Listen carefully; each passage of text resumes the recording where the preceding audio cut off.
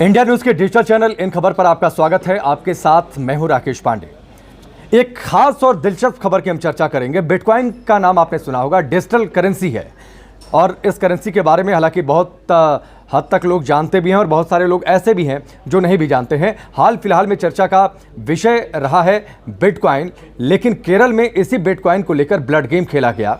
एक कत्ल का पर्दाफाश हुआ और उस कत्ल के पर्दाफाश के बाद यह तस्वीर सामने आई पुलिस की थ्योरी के जरिए कि 485 करोड़ रुपए खाक हुए और उसके साथ ही बिटकॉइन के नाम पर किस तरीके से ब्लड गेम खेला गया।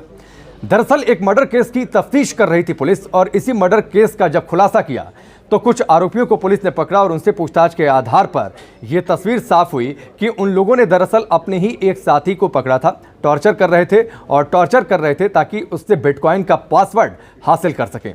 यहां आपको बता दें कि बिटकॉइन दरअसल एक डिजिटल करेंसी है, यानी रुपए और डॉलर की तरह, लेकिन यह दिखती नहीं है, यानी आप इसे छू नहीं सकते। डिजिटली आप इसका इस्तेमाल कर सकते हैं और पूरे विश्व में अलग अलग प्लेटफॉर्म पर इसका लेन देन के मामलों में इस्तेमाल होता रहता है। अब्दुल शकूर नाम का एक शख्स था जो कि केरल का रहने वाला था। उसने अपने कुछ साथियों के साथ एक नेटवर्क खड़ा किया जो कि बिटकॉइन के नाम पर धंधा करते थे। लोगों के पैसे इन्वेस्ट कराए गए। बिटकॉइन में करीब 485 करोड़ रुपए इन्वेस्ट करा लिए गए। एक कोर ग्रुप करीब 9 से 10 लोगों का था जिसके जरिए अब्दुल शकूर इस धंधे को अंजाम देता था, यानी ये कोर ग्रुप एक तरीके से मैनेजमेंट ग्रुप की तरह काम करता था। अब दरअसल बीच में यह खबर आती है कि अब्दुल शकूर गायब है, उससे बिटकॉइन में घाटा हो गया। जिन लोगों ने पैसा इन्वेस्ट किया था, अपनी गाढ़ी कमाई को बेहतर लाभ के लालच में उन्होंने इन्वेस्ट किया था, वो उनके करीबी साथियों के जरिए अब्दुल शकूर को खोजने लगे। लेकिन उसके बाद यह मर्डर की थ्योरी सामने आ गई और जब खुलासा हुआ तो सच सामने आ गया। दरअसल जो कोर ग्रुप था अब्दुल शकूर का 9 से 10 लोगों का, उनके मन में लालच आ गया कि वो अब्दुल शकूर से किसी तरीके से बिटकॉइन का पासवर्ड हासिल कर लें और उसके बाद उस 485 करोड़ रुपए को हड़प लें। उन्होंने अब्दुल शकूर को पकड़ा, उसे टॉर्चर किया और इसी टॉर्चर के दौरान अब्दुल शकूर की मौत हो गई। जो 9 से 10 लोग थे वो डर गए, घबरा गए, गायब हो गए। धीरे धीरे पुलिस उन तक पहुंची और उसके बाद ये पूरी थ्योरी खुलकर सामने आ गई कि दरअसल इन 9-10 लोगों ने ही अब्दुल शकूर को पकड़ा था। लालच था 485 करोड़ रुपए का जो बिटकॉइन में इन्वेस्ट किए गए थे लोगों के पैसे।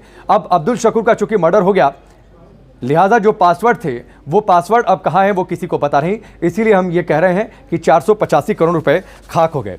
बिटकॉइन के बारे में आपको जरूर जानना चाहिए, जैसा हमने पहले भी जिक्र किया कि एक डिजिटल करेंसी है रुपये और डॉलर की तरह, लेकिन आप इसे टच नहीं कर सकते हैं। जैसे आप नोट अपने हाथ में लेते हैं, वॉलेट में रखते हैं, आप इसे अपने वॉलेट में नहीं रख सकते हैं, लेकिन आप इसे ई वॉलेट में रख सकते हैं, यानी आप डिजिटली आप इसका इस्तेमाल कर सकते हैं। आपका जो ऑनलाइन वॉलेट है उसमें आप इसे स्टोर कर सकते हैं।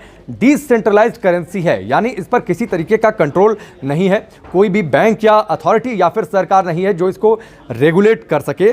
बिटकॉइन का इस्तेमाल कोई भी कर सकता है और दुनिया भर में अलग अलग प्लेटफॉर्म पर ग्लोबल पेमेंट के लिए इसका इस्तेमाल किया जाता है। लेकिन केरल में जो तस्वीर सामने आई, बिटकॉइन के नाम पर ब्लड गेम खेला गया। कुछ लोगों ने मिलकर अपने ही एक साथी को पकड़ा 485 करोड़ रुपए हड़पने के लिए, जो कि लोगों ने बेहतर लाभ के लिए इन्वेस्ट किया था बिटकॉइन में।